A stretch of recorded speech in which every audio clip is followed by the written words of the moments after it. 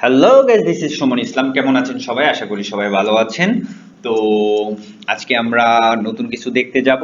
আর তার ভিডিওটি শুরু করার আগে একটা ছোট্ট রিকোয়েস্ট, আপনারা যদি আমার চ্যানেলে নতুন হয়ে থাকেন তাহলে অবশ্যই সাবস্ক্রাইব করবেন এবং পাশে থাকা বেল আইকনটি বাজিয়ে দিবেন।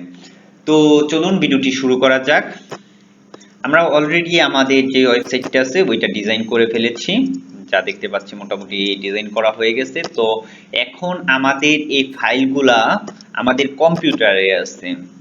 আমরা যখন সি ড্রাইভে যাব, সি ড্রাইভে যখন এই যে htdocs এ ঢুকবো, তখন আমাদের যে ওয়েবসাইট, যে এটা আমাদের সাইটের ইউআরএল এর যে বিষয়গুলো আছে, ফাইলগুলো আছে, এই ফাইলগুলো এখন আমাদের বর্তমানে দেখা যাচ্ছে যে লোকাল সার্ভারে আছে, তাই না? তো লোকাল সার্ভারে যখন থাকবে তখন হুটহাট অন্য কেউ আমাদের এই সাইটে ঢুকতে পারবে না। যখন ওনারা ওনাদের ব্রাউজার থেকে গিয়ে এই যে এখানে লোকাল হোস্ট ওয়েবসাইট ওয়ার্ডপ্রেস লিখবে, তখন কিন্তু আসবে না সাইটটি, তাই না? তো এই বিষয়টা আমরা এখন এই বিষয়টা সলিউশন করার জন্য আমাদের কি করতে হবে? আমাদের এই সাইটটাকে অনলাইন সার্ভারে আমাদের রাখতে হবে। তো এর জন্য কিছু কাজ বাকি আছে, ওই কাজগুলো আমরা আজকে দেখব যে কিভাবে এই কাজগুলো করতে হয়। তো প্রথমে আমাদের কি করতে হবে? জ্যামটা ওপেন করতে হবে। এক্সাম্পি, হ্যাঁ, জ্যামটা ওপেন করবেন। জ্যামটা ওপেন করার পর MySQL এবং অ্যাপাচিটা অন করে দিবেন। আমার অলরেডি অন আছে। এবং এখন আমরা কি করব, যে আমাদের যে অ্যাডমিন প্যানেল আছে, অ্যাডমিন প্যানেলে প্রবেশ করব, wp অ্যাডমিন। হ্যাঁ, ঢুকে গেলাম। তো ঢোকার পর আমাদের এখন নতুন একটা প্লাগইন নিতে হবে। আমরা প্লাগইনে চলে গেলাম এবং প্লাগইনে গিয়ে অ্যাড নিউ প্লাগইন দিব। এখন এই প্লাগইনটার নাম হচ্ছে ডুপ্লিকেটর। ডুপ্লিকেটর এই প্লাগইন দিয়ে আমরা এটাকে একটা বান্ডেল করব। আমরা প্লাগইনটা দেখতে পাচ্ছি, যেখানে দেখেন অনেকগুলা প্লাগইন আছে। আমরা সাধারণত এই প্লাগইনটা ইউজ করব, ডুপ্লিকেটর ওয়ার্ডপ্রেস মাইগ্রেশন প্লাগইন। এটা ইউজ করব। তো ইনস্টলিং এ ক্লিক করলাম। একটু টাইম নিবে ইনস্টল হতে।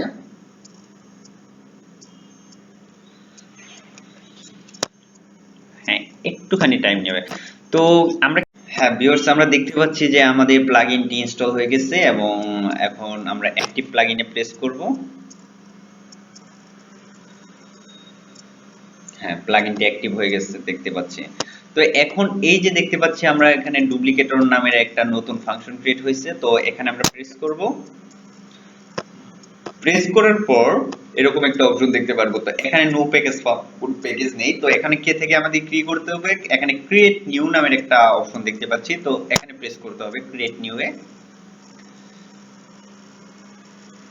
ক্রিয়েট নিউতে প্রেস করার পর এই যে এরকম একটা নেম দেখাবে। এখন আপনার যদি নেমটা পছন্দ না হয় তখন আপনি আর চেঞ্জ করে দিতে পারেন। সাপোজ আমি গ্ল্যামার্ড স্কুল রাখতে যাচ্ছি, গ্ল্যামার্ড স্কুল নামের ফাইল ক্রিয়েট করতেছে।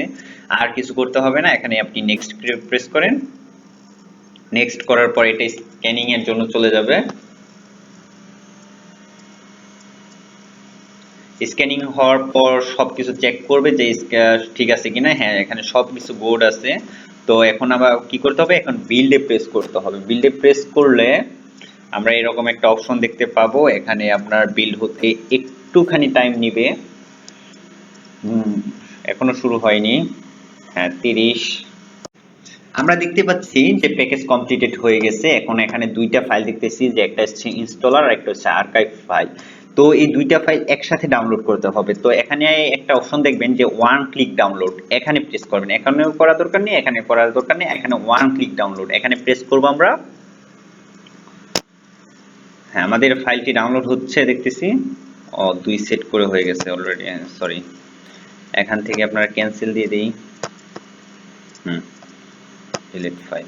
ওকে, আমাদের ফাইল অলরেডি ডাউনলোড হয়ে গেছে। তো এটা আমরা ডাউনলোড ফাইলে পাবো। তো চলুন আমরা ডাউনলোডে চলে যাই।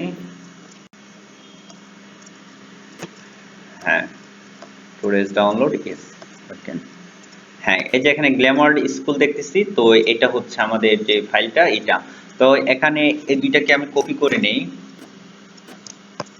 কাট করে নিয়ে নিই।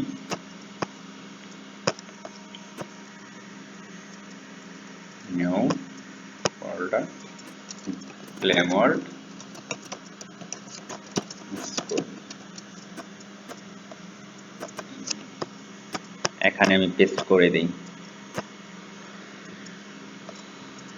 আমরা দেখতে পাচ্ছি যে অলরেডি এটা কপি হয়ে পেস্ট হয়ে গেছে। তো এখন আমরা এই ফাইলগুলো যেখানে রাখবো সেখানেই আমরা কাজ করতে পারবো। তো আজকের ভিডিওটা এই পর্যন্তই, অনেক লম্বা হয়ে গেছে। আমরা পরবর্তী ভিডিওতে এটার পার্ট 2টা দেখাবো। তো সবাই ভালো থাকবেন। আজকে এ পর্যন্তই। আসসালামু আলাইকুম।